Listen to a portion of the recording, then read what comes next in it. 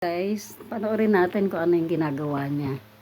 Ito ay mga katulong sa yung mga sumasakit yung sa tuhod, paa, o mga iba pa. Parang sa rayuma, no? Pwede rin yan, no? Sa rayuma. Oo. So, kinat niya yung, alam niyo kung ano yan. Ito. Yan yung buto ng avocado, guys. Buto ng avocado. Hindi na namin naumpisahan na ipakita sa inyo nang hiniwa niya yung avocado. Pero yan na yung buto na hinugasan muna ng alcohol, no, yung bago hatiin yung avocado.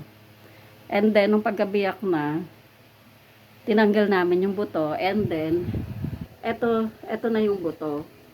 Ayan, kinat ng into pieces. Kasi napanood din namin to sa Facebook, guys, eh. Nakakagaling sa Tapos lalagay mo mga sumasakit ang paa, ganon, sa mga rayuma. Maganda siyang gamot. Ayan. Pagkatapos yung hiwain ng into pieces yung avocado, buto ng avocado. Ayan, ilagay nyo sa garapon, sa lalagyan. So, and then, dapat meron kayong nakahandang alak. So, hindi na namin babanggitin, pero obvious naman, alam nyo na kung anong klaseng alak yan, no? So, as in alak, 80 proof. kalahati lang siya kalahating bote ng alak, ilagay nyo sa garapon, kung saan na nakalagay yung buto. Ayan.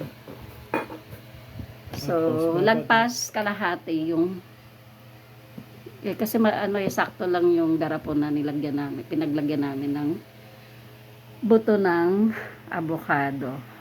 Yan. Tapos, So, ayan. ibababad ng isang araw. Ibababad.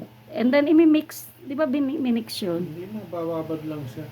Ibababad lang muna. Parang buro, guys.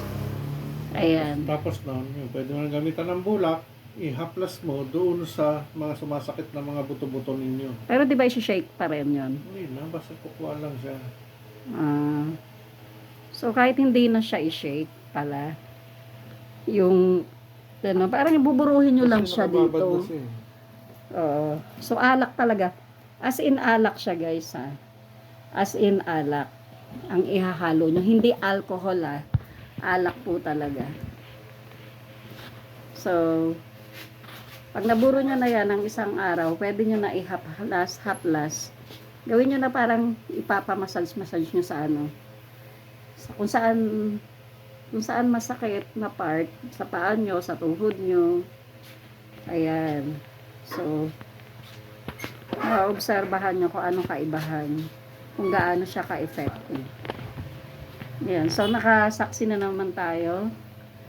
Napanood natin ang isa na naman na pwedeng panggamot sa sakit sa paa, binti, paa, o kaya sa mga may rayuma, ganun.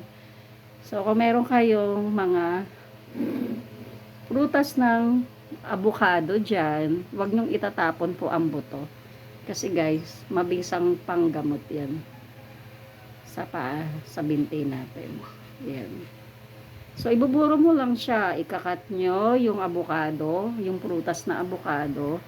So, pag nahati na siya, bago nyo muna ikat, syempre, uhugasan nyo ng alcohol. Para malinis talaga. Alcohol siya. Yung may balat pa, guys, ha. Ngayon, pag nakat nyo na ng kalahati, makikita nyo na doon, diba, yung buto.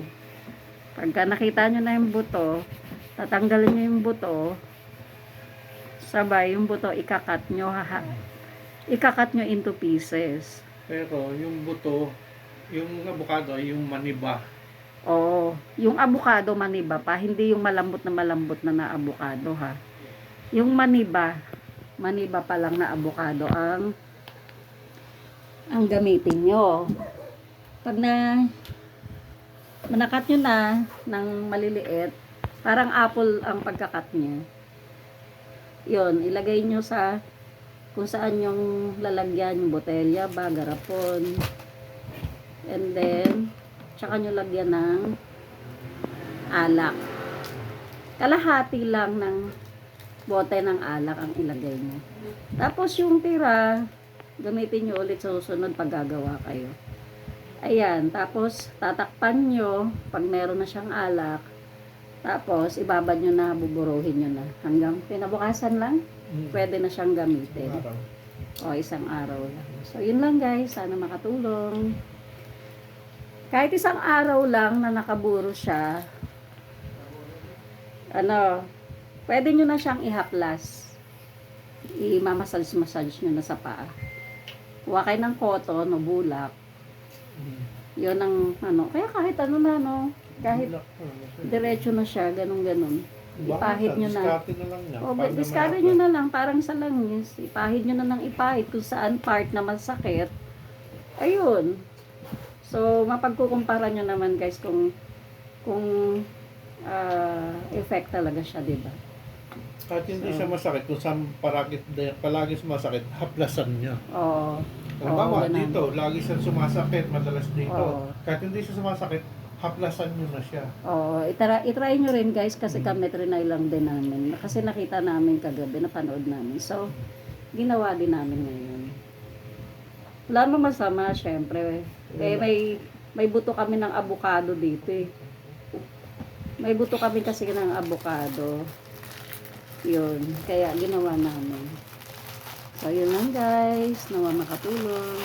Thank you.